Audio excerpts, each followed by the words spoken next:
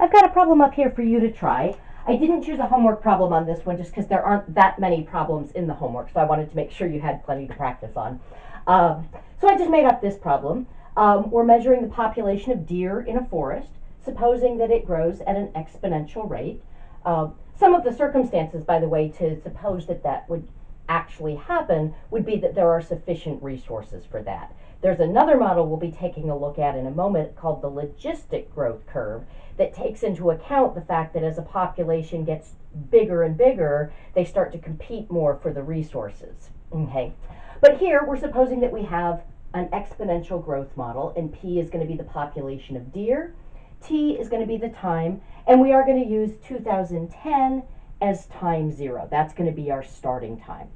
So what I want you to do is try to come up with a model for the population that follows this form, so using a base of E. Okay, so you're basically figuring out what P naught and K are. And then once you've got that model, use it to try to estimate what the population should be in 2020.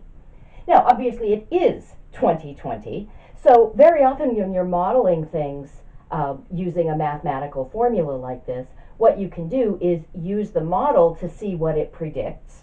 Obviously, if it's for the future, if I were asking you for 2025, we would just have to say that's what we think it will be. But once that time comes to pass, if you actually go out and do a study and figure out how many deer are in the forest, you can see whether that model is still matching reality pretty well, or whether perhaps things have changed and you need to adjust the model. Okay, so find me the model, use it to make an educated guess about what you think the population of deer is in 2020, and then we'll tune back in and go over that together.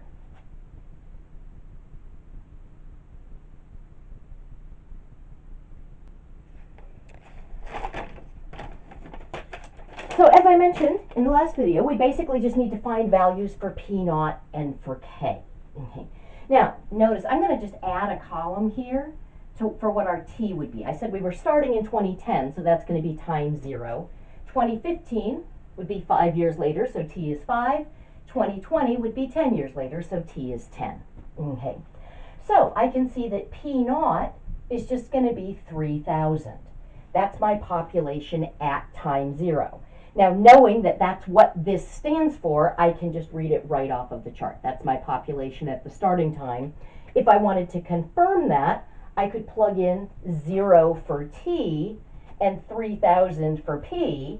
I get 3,000 equals P naught E to the 0, because 0 times K, whatever K is, I'm going to get 0. And of course, that's just E naught. E to the 0 is 1, so P naught would be 3,000. Okay, finding K, we have to do a little bit more work. I'm going to plug in the population at time 5. So P is 3,500. That's going to be 3,000. Once I know P naught, I can actually use that. E to the K, I still don't know, but T is 5. So times 5. Okay. All right, so I would isolate the exponential expression. So I'm going to divide both sides by 3,000.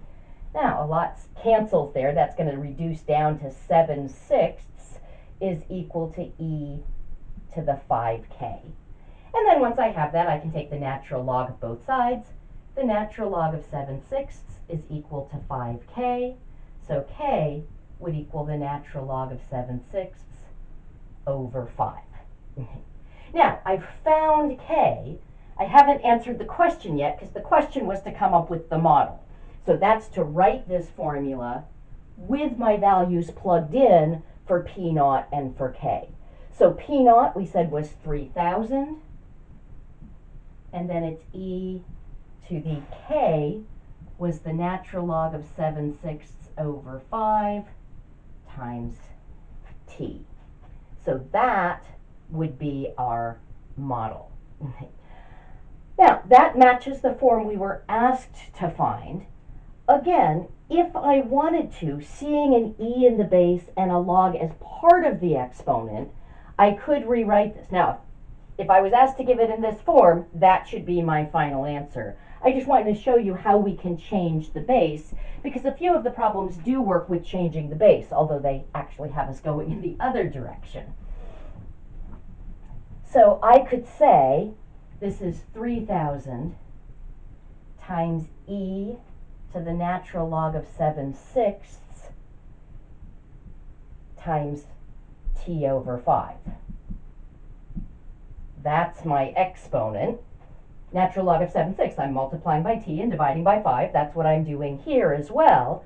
But then I can say that's 3,000 times e to the natural log of 7/6 to the t over 5. And then I could say that's 3,000 times 7/6 to the t over 5. So I think in some ways the formula is a little bit simpler if I get to a base other than e. On the other hand, if I always use a base of e, that's very nice because that makes it easier to compare other populations, because I can just say, here's the value of k, here's this value of k.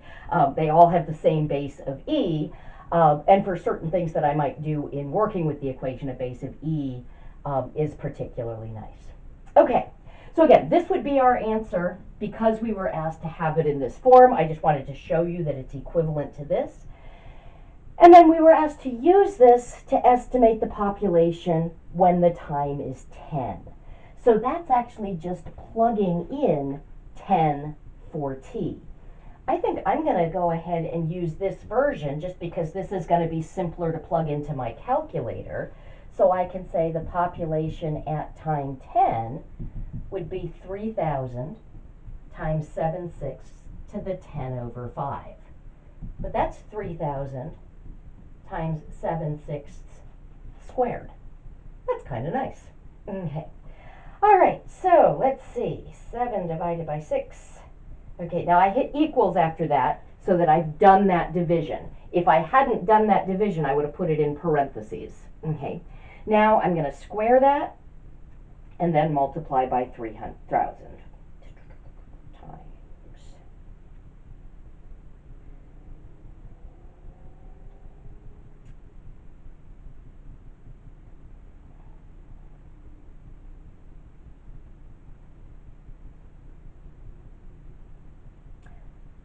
Okay, now I'm going to do this again because somehow I have 4.0 something here, and that does not make any sense. Okay, so trying this again.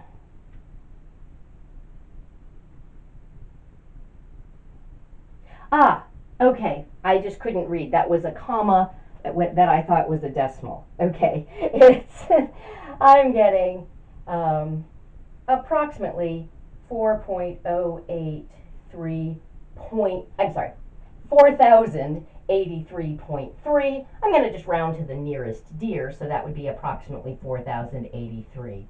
I'm sorry, it was poor lighting here, and I saw that there was a comma there, and it looked like a decimal place, and I said, no, that's not possible.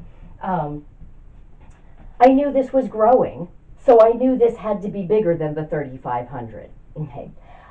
So, although that was me just misreading a calculator, there is an important lesson here. Keep your common sense on. If you know you're talking about something that's growing and you come up with a formula and it gives you something that and it's decreasing, something's gone wrong. Either you have the wrong formula, or you plugged it in wrong to the calculator, or, as in my case, you just can't read the calculator. These things happen.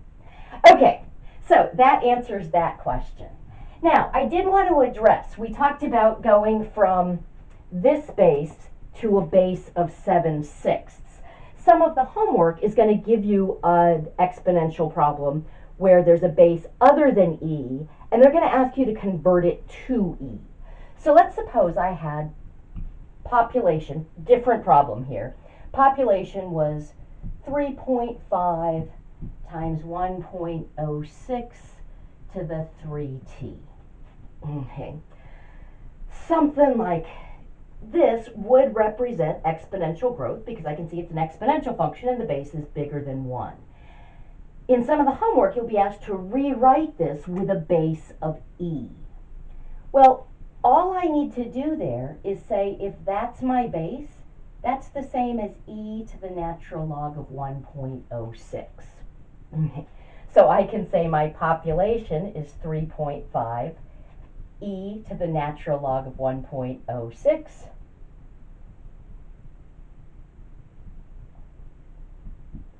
to to the 3t, okay? And then if I wanted to, I could say that's 3.5 e to the natural log of 1.06 times 3t, and so that's 3.5 e to the, I'm just going to move that 3 to the front, 3 natural log of 1.06 times t. So in the form where I've got e to the kt, my k in this case would become 3 times the natural log of 1.06. Okay. Now, if I wanted a decimal approximation of that, let's say I wanted to, so I'm saying k is 3 natural log of 1.06. Let's say I wanted to get that to 4 places to the right of the decimal. So 3 times natural log 1.06, and I'm getting 0.17480. It continues, but if I'm rounding to 4 digits, that would be 0.1748. Okay. So you may be asked to do that in some of the homework. Read the directions. If you're asked to come up with a decimal approximation, you would write this. Obviously, if I asked you to do this on an exam or a quiz where you didn't have access to a calculator, you'd just leave it in this form. But anytime you've got any base, you can switch to a base of e very simply by simply rewriting that base as e to the natural log of that base. Just using the fact that if I take this and I plug it into the log function, and then I plug it into the exponential function, those are inverses, they undo each other, I get that back. Okay. There is the added step of if there was something other than just t up here, you want to combine any numbers that you had here with the number that was in your base so that you get just e to the one number times t. So that's what we did there.